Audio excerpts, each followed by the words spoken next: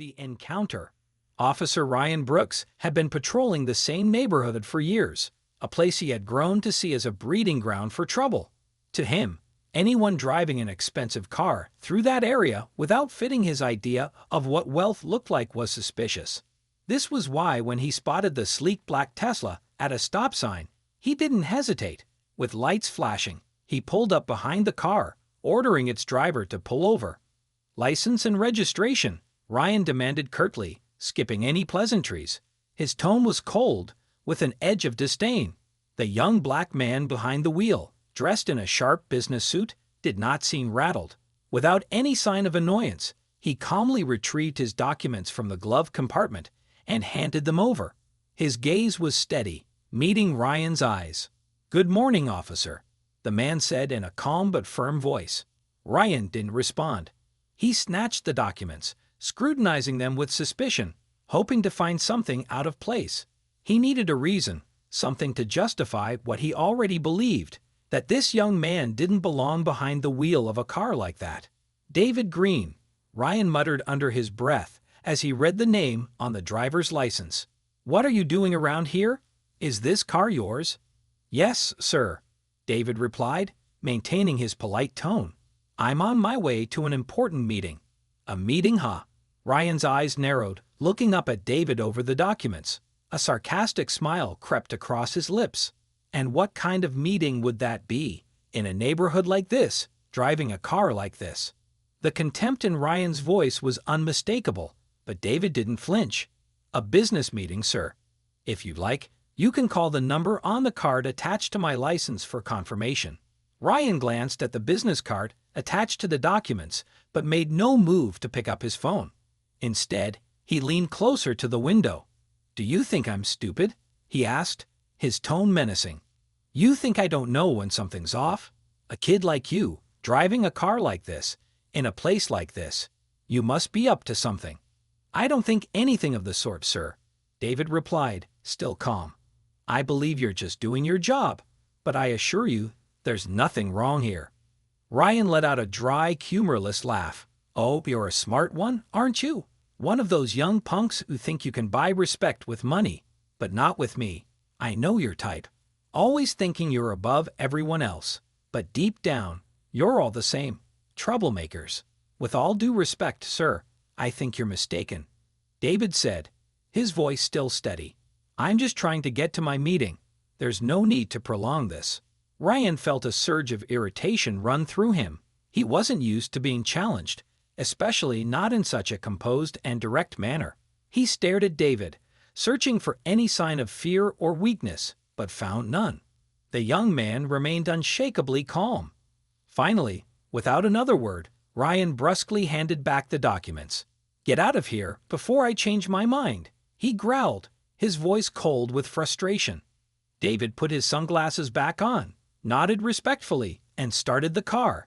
"Have a good day, officer," he said before driving away in his Tesla, leaving Ryan standing on the curb with a growing sense of dissatisfaction gnawing at him. Ryan watched the car disappear into the distance. Something about the encounter didn't sit right with him, but he couldn't pinpoint what it was. David's calm demeanor, his unflinching posture, and a lack of fear or subservience. It all bothered Ryan more than he was willing to admit. The revelation. The next morning, Ryan arrived at the precinct, his footsteps echoing through the familiar halls. There was an unusual buzz in the air, an excitement he hadn't felt before. His colleagues were more animated than usual, talking excitedly about the arrival of the new police chief. Another bureaucrat, Ryan thought to himself, paying little attention. He had seen plenty of chiefs come and go, each one promising changes that never materialized. He didn't care much who sat in the chief's office. He would keep doing his job, his way, no matter what. As he entered the briefing room, Ryan stopped dead in his tracks. Standing before the assembled officers was the new police chief, David Green, the same young man he had humiliated the day before. A jolt of shock hit Ryan like a bolt of lightning. His eyes widened as he locked onto David, who stood perfectly composed in an elegant suit, no trace of resentment on his face. David cast a brief glance at Ryan before addressing the team. "Good morning, everyone. He began, his voice calm yet authoritative. "It's a pleasure to be here and work with such an experienced team. I know each of you has a long career and much to teach, and I'm eager to learn from all of you." David's words echoed in Ryan's head, but he could hardly focus. His mind was spinning, struggling to process the situation. How was this possible? How could the young man he had belittled the day before be his new boss? And more importantly, what did this mean for him? When the meeting finally ended, Ryan hurried to leave, but he was stopped by an unexpected call. "Officer Brooks," David's voice called out, making Ryan stop in his tracks. "I'd like a word with you in my office, please." Ryan swallowed hard, feeling sweat bead on his forehead. "Of course, sir," he replied, his voice sounding more submissive than he would have liked. He followed David down the hallway, each step increasing his anxiety. In the office, David gestured to a chair in front of his desk. Ryan sat down, avoiding direct eye contact with David, who was calmly reviewing some papers. The silence was suffocating. Finally, David spoke. "There's something you should know, Ryan," David began, handing over a dossier. Ryan's hands trembled slightly as he took it. Opening the file, he quickly skimmed the pages, but upon recognizing the details, he stopped, feeling the ground fall away beneath him. It was an old case. 15 years ago, Ryan had been involved in a high-profile drug bust that led to the arrest of Samuel Green, a black man with no prior criminal record. Although the evidence against Samuel was circumstantial, Ryan had been certain of his guilt, and the courts had followed suit. Samuel was convicted and sentenced to 15 years in prison. Ryan's heart pounded as he read further. He remembered the trial well. Samuel had pleaded innocence throughout, but Ryan had been convinced otherwise. It had been one of the defining moments of his career. But now, as he read, it became clear that Samuel had been innocent all along. "That man you arrested was my father," David said, his voice calm but filled with pain. "You destroyed his life, and you ruined mine. A reckoning." The words hit Ryan like a punch to the gut. He sat frozen in his seat, unable to respond, his mind reeling from the revelation that the man he had helped convict, the man whose life he had destroyed, was David's father. "I didn't know," Ryan stammered, his voice weak, the confidence and authority he had always carried now reduced to nothing. "I was just following the evidence. I thought." "You thought wrong," David interrupted, his tone still calm, but with a sharp edge. "You didn't just follow the evidence, Ryan. You ignored the truth. You were so convinced of my father's guilt that you didn't care about what was really happening. My father spent 15 years in prison for a crime he didn't commit. 15 years taken from his life. His reputation was ruined. Our family was destroyed. And now, you're going to have to face the consequences of your actions."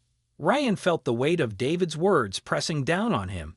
He tried to process everything but couldn't.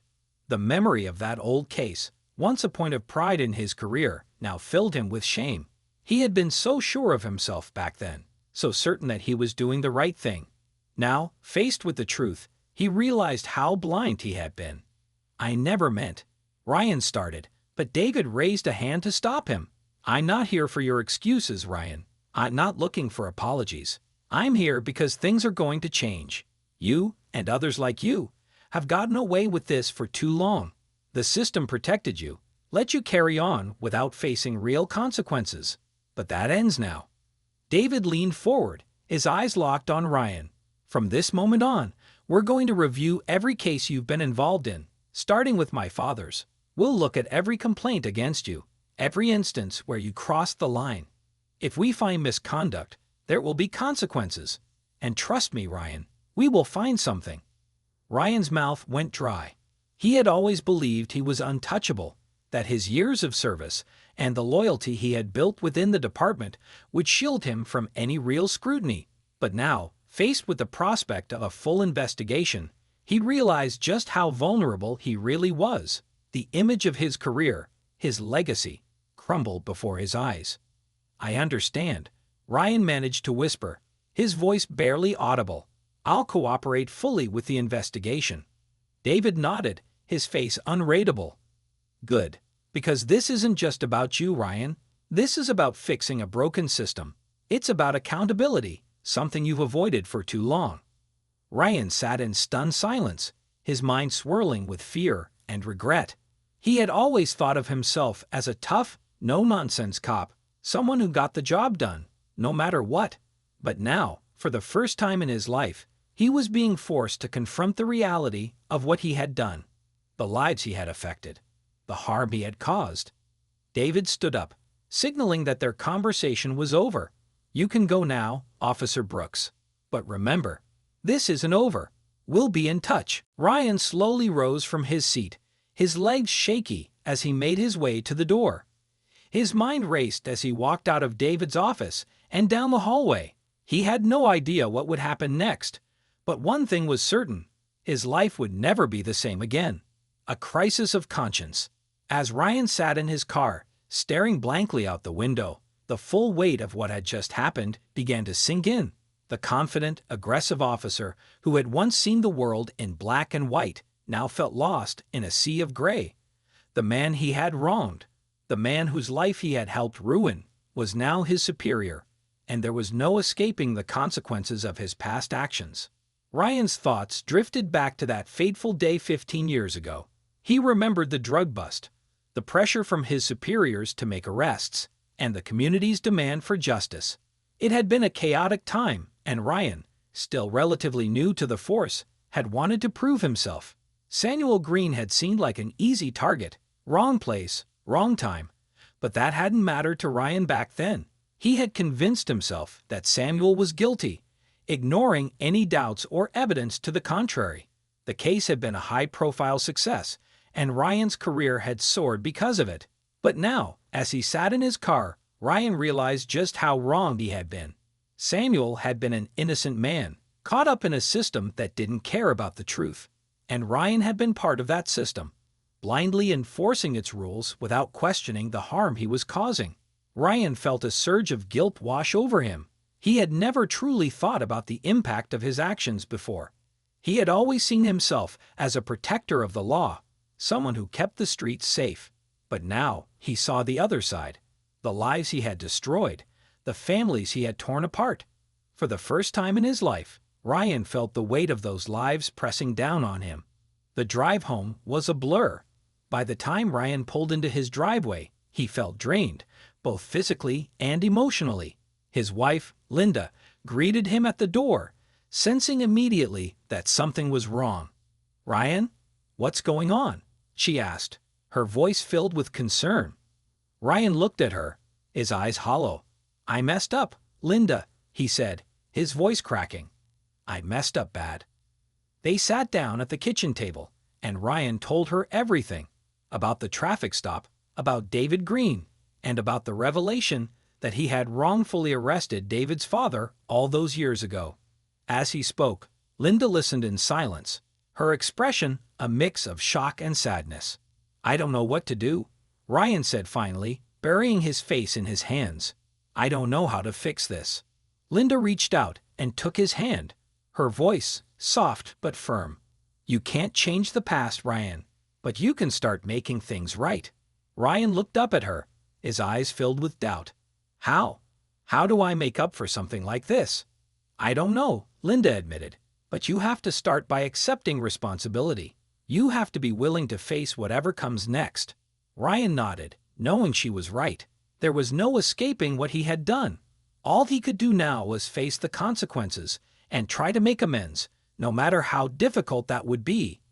Acing the music.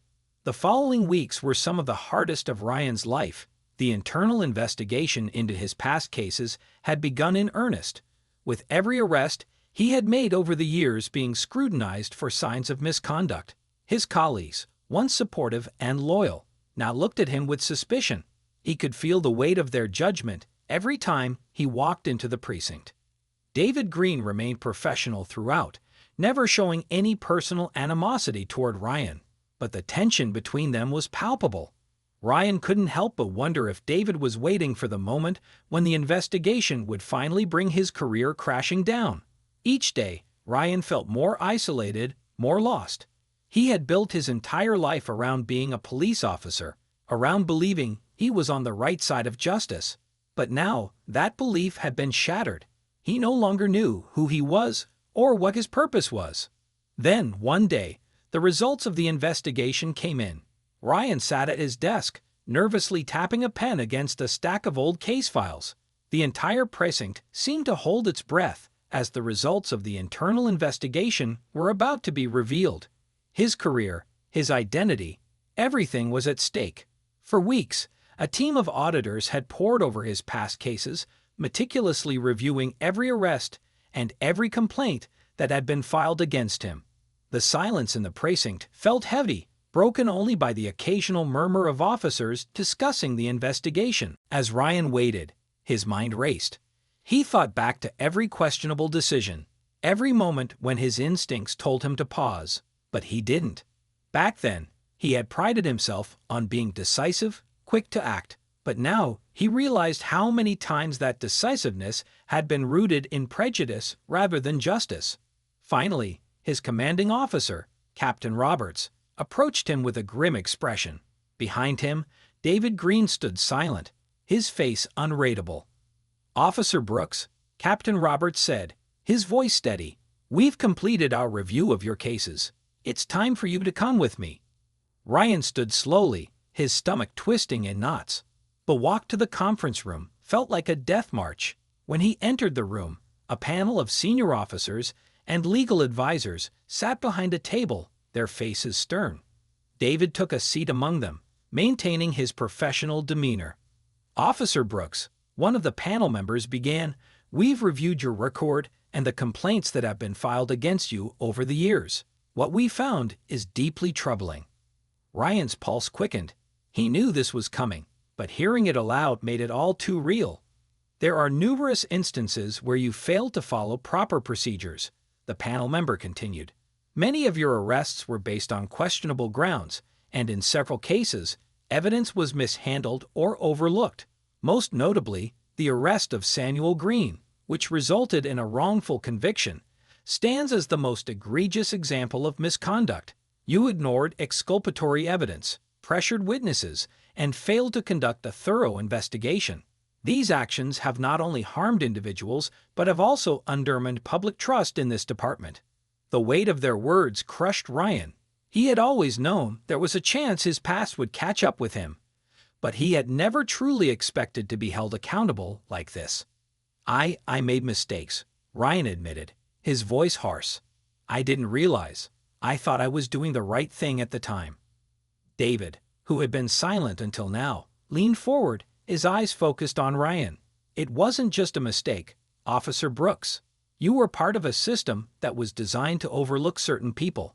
You let your biases guide your actions, and because of that, innocent lives were destroyed. My father spent 15 years in prison because of your decisions.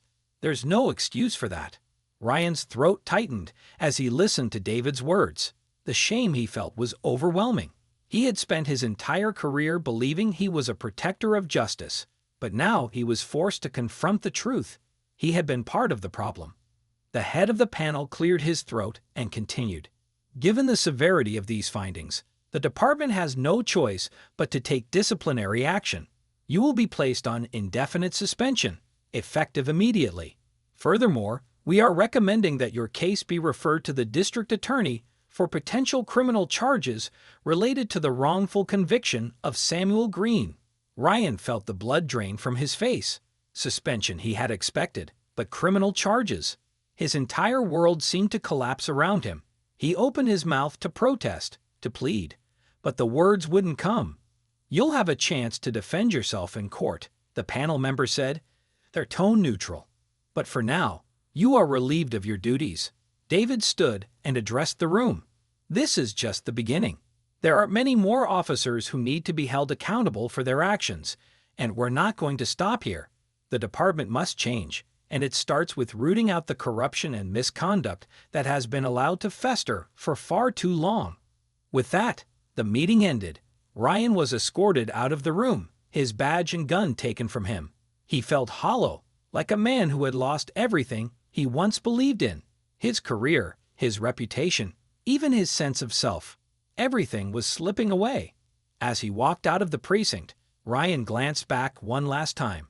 This had been his home for so many years, the place where he had built his identity. But now, it felt like a distant memory, a part of his life that no longer belonged to him. Outside, the sun was setting, casting a warm orange glow over the city. Ryan stood there, unsure of what to do or where to go. His entire life had been centered around his role as an officer, but now that was gone. He didn't know who he was anymore, and for the first time in his life, he was truly lost. Redemption or ruin? The weeks following Ryan's suspension were a blur of uncertainty and dread. His house, once a place of pride, now felt like a prison.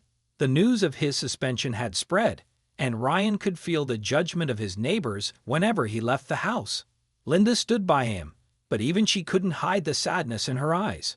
The man she had married, the man she had believed in, was now a shadow of himself. Ryan's days were filled with endless thoughts of what could have been. He replayed the events of the past 15 years in his mind, wondering how things might have turned out differently if he had just made different choices. He thought about the lives he had affected, Samuel Green's life most of all, and the guilt weighed on him like a boulder pressing down on his chest. One day, there was a knock at his door. When Ryan opened it, he was surprised to see David Green standing there, alone, and without the usual air of authority he had carried during their previous encounters. For a moment, the two men just stood there, staring at each other in silence. "I came to talk," David said finally, his tone soft but firm. Ryan stepped aside, gesturing for him to come in. They sat in the living room, the air thick with tension. Ryan waited for David to speak, unsure of what to say or how to even begin apologizing. "I didn't come here for an apology," David said, as if reading Ryan's thoughts. "I don't think that's enough. What happened can't be undone. My father's life, my family's life. It's changed forever because of what you did. But this isn't just about you and me. This is about fixing the system." Ryan looked at David, surprised by his words. "What do you want from me?" he asked, his voice strained. David leaned forward, his eyes intense. "I want you to help me change things. You've been part of this system for a long time, and you know how it works. You know where the problems are. I need someone who understands that if we're going to fix it." Ryan blinked, taken aback.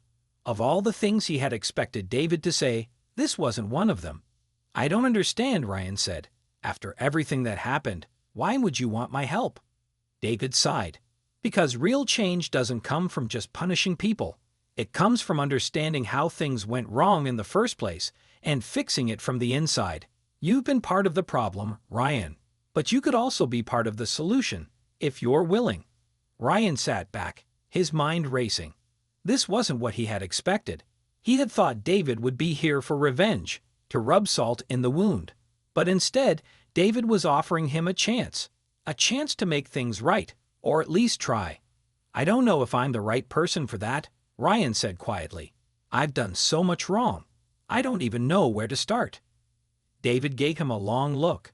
"Start by acknowledging what you did, and then, help me make sure it doesn't happen to anyone else." The room fell silent as Ryan considered David's words. This was his chance, not to erase the past, but to finally do something meaningful with the future, to take responsibility, to try and repair the damage he had caused. Finally, Ryan nodded, a flicker of determination in his eyes. "Okay," he said. "I'll help." David stood up, offering his hand. "Then let's get to work." As Ryan shook David's hand, he felt the weight of his past still hanging over him, but for the first time in a long time, he also felt something else. Hope.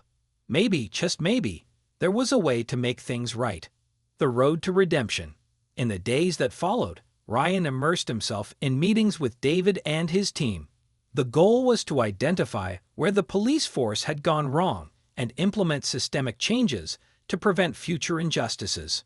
Ryan was tasked with reviewing old cases, including those where officers like him had bent or broken the rules to secure convictions.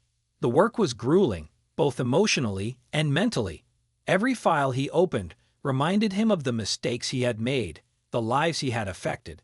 It was like peeling back the layers of his own soul, exposing the ugly truths he had long buried under a veneer of authority. One case stood out in particular: a young man named Marcus Henderson. Marcus had been arrested 5 years earlier on drug charges. Like Samuel Green, Marcus had always maintained his innocence, but the evidence against him, though flimsy, had been enough to convict. Ryan had been the arresting officer. As he read through Marcus's file, Ryan was struck by how similar it was to Samuel's case. The same gaps in evidence, the same rushed investigation.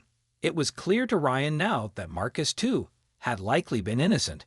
He had been just another casualty of a broken system. Ryan's hands trembled as he closed the file. He couldn't undo what had been done, but he could try to right this wrong. He took the file to David. "I think we need to reopen this case," Ryan said, his voice heavy with guilt. David looked at the file, then back at Ryan. "Are you sure?" Ryan nodded. "I'm sure. I messed up. This kid, I think he's innocent, just like your father was." David took the file and glanced through it. "We'll look into it," he said, his tone neutral. He wasn't ready to offer Ryan any forgiveness, but Ryan wasn't asking for that. He was asking for justice. Reopening old wounds. Reopening the Marcus Henderson case wasn't easy.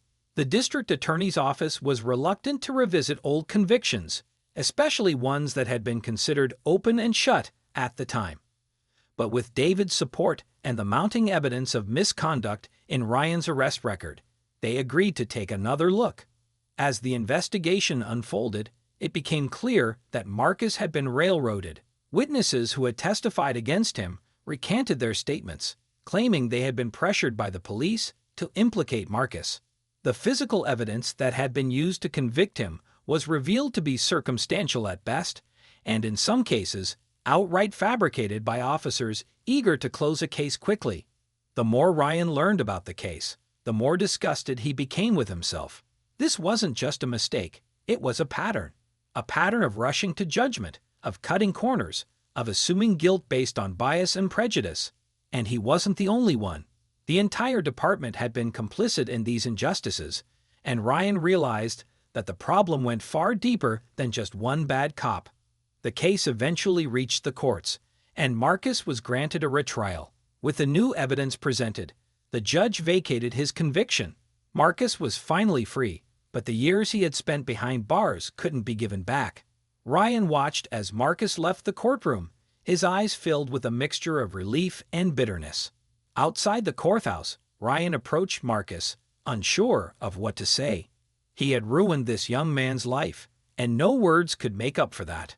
"I'm sorry," Ryan said quietly, his voice trembling. "I know that doesn't mean much, but I am." Marcus looked at him, his expression unreadable.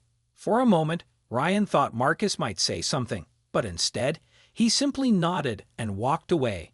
Ryan stood there, feeling the weight of his actions more acutely than ever before. The road to redemption was long, and forgiveness, if it ever came, would not be easily earned. Changing the system. The Henderson case was just the beginning. Over the next year, David and Ryan worked together to overhaul the department's procedures. New training programs were implemented, focusing on bias awareness, de-escalation techniques, and community engagement. Officers were required to attend regular seminars on racial justice and civil rights, and new oversight mechanisms were put in place to ensure accountability. Ryan's role in these reforms was complicated. He wasn't the hero of this story. Far from it. He was the example of what had gone wrong, the cautionary tale that officers were warned about. But in his willingness to confront his own mistakes and work towards meaningful change, Ryan found a renewed sense of purpose. He spent hours meeting with community leaders, listening to their concerns, and trying to understand the pain that had been caused by decades of mistrust and abuse. It wasn't easy. Many people in the community still saw him as the enemy, and perhaps rightfully so. But Ryan kept showing up, kept listening, and slowly, grudgingly, some began to see him as an ally in the fight for justice.